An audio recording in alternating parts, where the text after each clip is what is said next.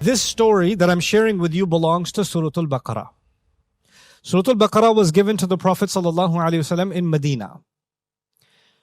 But before this story, Allah has talked about Adam Alihisalam multiple times. In fact, arguably, this is probably the last time Allah talked about Adam Alihisalam in the Quran, in the seerah of the Prophet. If you look at it historically, this is the last episode of the same series of stories that are being told about Adam alayhi salam. The story occurs about 7 times in 7 different places in the Quran. But the main second place, there's 2 places in some detail, Taha and A'raf, but I'll tell you about A'raf, which is the detailed one. Just one glimpse of that, you should know. Before Adam was created, Allah made an announcement that I'm going to be creating someone made from mud, from clay, teen.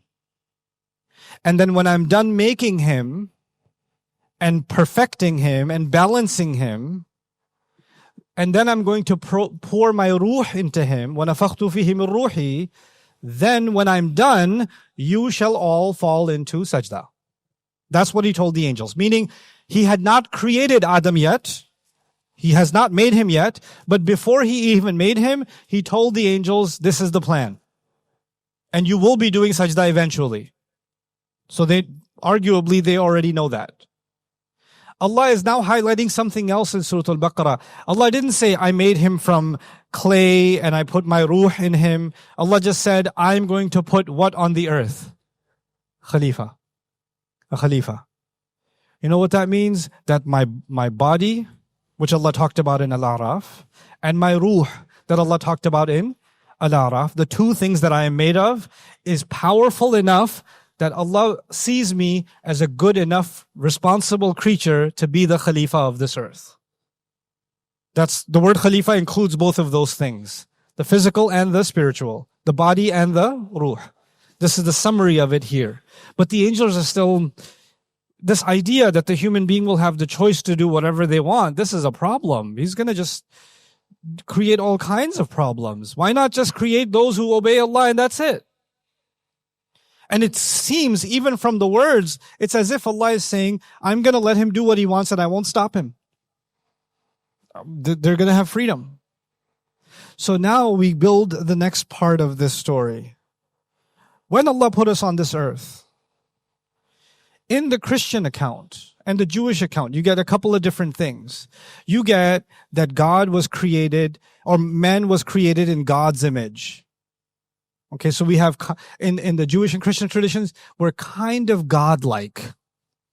We don't say that in Islam, but it is very popular in the Jewish and Christian narrative. And when Adam ate from the tree, when he ate the forbidden fruit, in their version, then that perfection, that God-like quality, the image of God, got damaged. So when he got sent to the earth, he was already damaged. This is why he was sent to the earth. Now I'll tell you one more thing. In the Jewish creed, or actually more in the Christian creed, human beings messed up. Adam and Eve messed up. They really messed up. So they were sent to the earth basically as a punishment. This is the consequence of them messing up. That's why they're here. And I've heard many Muslims say, that's why we're here. Our father, thanks Dad, ate from the tree, and that's why we are on the earth. The Quran is not saying that. Who's saying that? The Bible is saying that. The Jewish religion, the Christian religion, actually, more importantly, is saying that we are here to pay for the mistake of our father. That's why you may have heard we're born in sin. According to them, we are born in sin. And then we have to do something to undo the damage. Look, you remember in stores, they have a sign sometimes, if you break it, you pay for it. Well, you damaged the image of God in you, so you have to make it up. You have to fix it. But it's impossible for you to fix it. You're not good enough to fix it. You're just going to keep messing up more and more. So God had to send his saviors. He had to bring his own son and sacrifice his son to save you because you're not good enough to save yourself because you're so messed up. That's the entire philosophy is coming from human beings are broken. And they got broken since they ate from the tree. So they're broken and we're trying, and the only way to unbreak them is to kill God's son and spill his blood and turn it into wine and have some on Sundays. And then we're going to be okay. What is the Quran saying? The Quran is saying something entirely different. Before Adam was even sent, or before he ate from the tree, before any of that happened, Allah announced to the angels, I'm putting a Khalifa where? On the earth. Allah didn't say, I'm making him for heaven. He better not eat from that tree. And if he does, I will punish him and throw him in on the earth as a punishment. No, the plan from the beginning is he is meant to be where? On the earth. That's the plan. He was made for the earth. In fact, it makes sense. If he's made for the earth, makes sense that he's made from the earth. He's made from this material. So that's the plan from Allah. And now when the angels, they ask this question, أَتَجْعَلُ فِيهَا مَنْ يُفْسِدُ فِيهَا وَيَسْفِكُ الدِّمَاءَ وَنَحْنُ نُسَبِّحُ بِحَمْدِكَ وَنُقَدِّسُ لَكَ قَالَ إِنِّي أَعْلَمُ مَا لَا تَعْلَمُونَ. I know something you don't know. Allah is now saying there's something, yes, most human beings are going to be really messed up, but there's something about them that even the angels haven't quite been able to understand. They just haven't been able to figure it out. But it's so powerful that Allah sent us to this earth, allowing us to mess up. And when you watch the news, and when you watch events in the world, and when you watch people around you, even when you watch some people in your family, like Fatima, you start asking yourself, man, we are so broken. We're so messed up. You know how many people come and tell me they come from a broken family? That they're victims of abuse in one way or the other? How many people have been cheated in a business? How many people have been stolen from? How many people have been, hurt by a family member? How many people are victims of a crime? How many people see corruption in their business, in their workplace, in their government, there's corruption everywhere, there's fasad everywhere. But Allah seems to say to us that despite all of that, something is in the middle of all of this mess that is worth it. Something is worth it. So all this trouble, which is clearly there, must be worth something. This is the first piece that I want to share with you. What I want to do this evening with you is 4 conversations. The first of them was this one, leaving you behind to make your own choices. This discussion answers a very important question. So the last thing on this first conversation about Khalifa, doesn't this seem to tell you that Allah is saying human beings are going to make their own decisions? And therefore they will have to deal with the consequences of their own decisions? Did Allah bring us to the earth and the roads were already built and the houses were already built and the infrastructure was already there and the animals were already domesticated and everything? And was that the case? Did human beings have to figure out how to do agriculture, how to build, how to protect themselves from snakes and tigers, how to swim, how to protect themselves from the weather, how to make clothes, how to make weapons, did human beings have to figure all of that out? Did they, or did Allah just do it for them?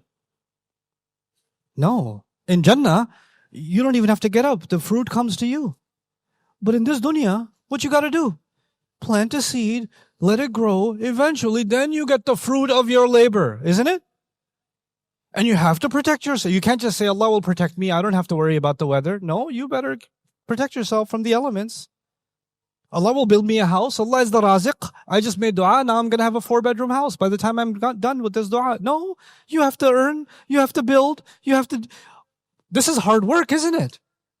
And when human beings do hard work, they're trying to, because this world was us having to figure out how to live here. And when we have to figure out how to live here and you're trying to save food for yourself and you see somebody else who's got more food than you're like, how come they have more food? And that's going to start some fasad. Or some people come and take a little bit of your food. And you say, hey, don't touch that. That's mine. That's mine. Get away from here. You've seen kids do this in school. When kids have their desk, and this next kid has their desk, and the next kid puts their pencil holder a little bit on the other person's real estate. They're like, this is my desk. We become territorial. Allah put us on this earth, and He left us behind to figure out how to live here. Figure it out. Figure out how to do architecture. Figure out technology. Figure out how to make clothes. Figure out how to grow food. Figure out how to sustain yourself. Figure this stuff out. You could do it. They're good enough to figure things out.